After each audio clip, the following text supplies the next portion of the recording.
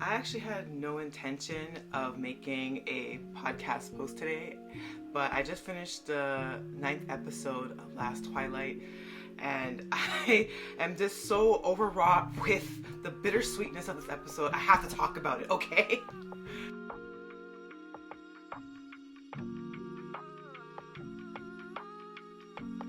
Hi, I'm Monique. I'm the host of Off by Purple Heart podcast, where I talk to you about K-dramas, C-dramas, BTS, and basically whatever else I want to talk about. In today's video, I absolutely have to talk about episode 9 of Last Twilight, how this show emotionally destroys me at every single chance it gets. Dear God, I don't know, after the pinnacle of cinematic greatness that was episode 9, if they can get any better. I've been saying this since I started watching the show. I feel like every episode just hits you with an emotional hook that you're like devastated from, and you think that you can recover, but the hits just keep on coming, and it just gets better and better. But I honestly think episode 9 is the peak. I just genuinely cannot see how they can do better than this. So obviously spoilers ahead, but I will say that if you are someone that somehow stumbled upon this video, you don't know anything about Last Twilight yet, it is a beautiful love story between two men that one is slowly losing his eyesight. His sight is just gradually deteriorating, and it's just rebuilding back his love of life and getting him to explore his other senses and truly come to terms with who he is as a person and realize that his disability isn't the only thing that defines him. And it's just this amazingly powerful love story, and it just keeps getting better.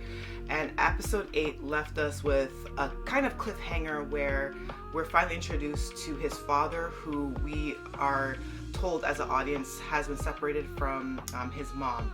Day is the main character, and his father comes back into the picture.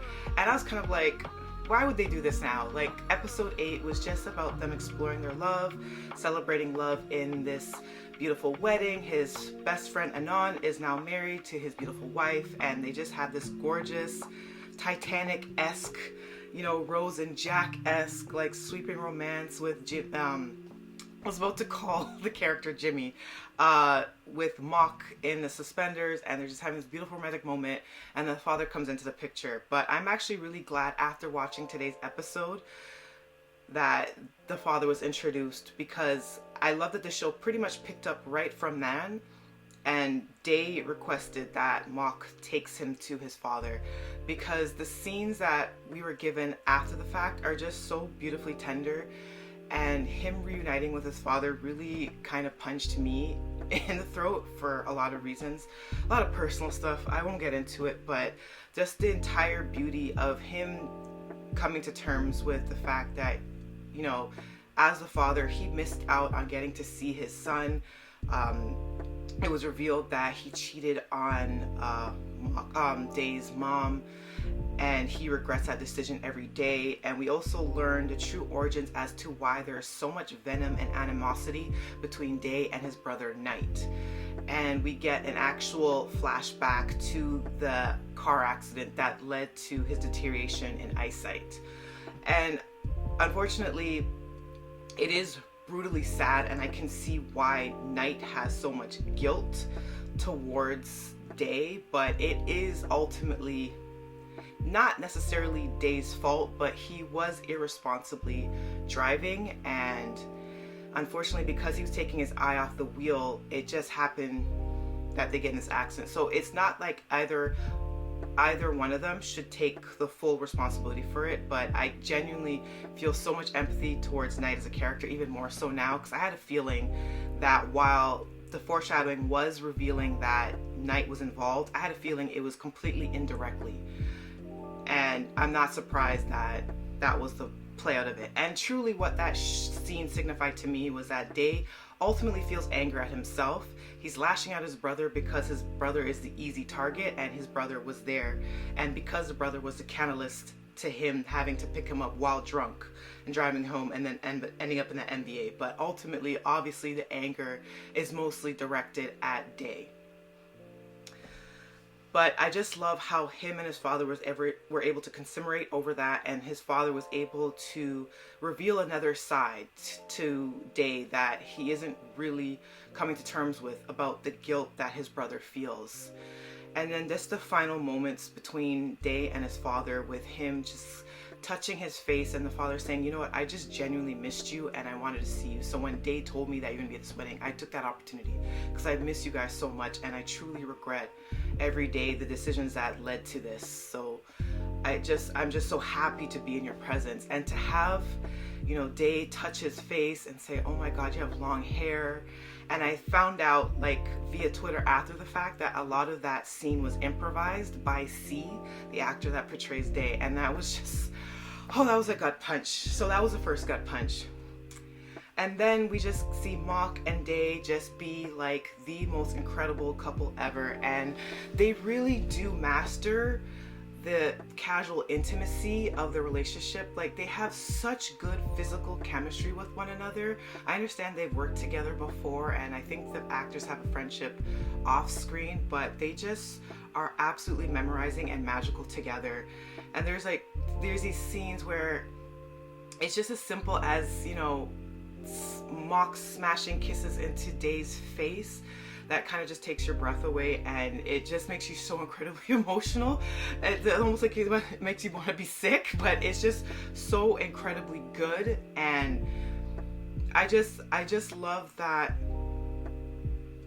despite the fact that Day's vision was getting worse and worse as the episode progressed, and you had this kind of dark cloud simmering over all the beautiful moments that we were getting in this episode. So I was like, there's too much joy that's embedded in this episode, and it's going to come crashing down.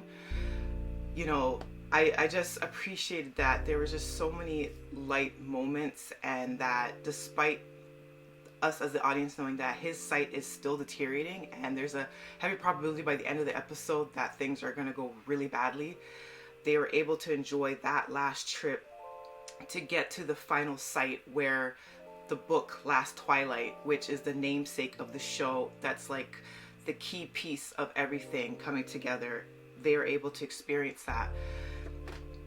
And I just, it just honestly broke my heart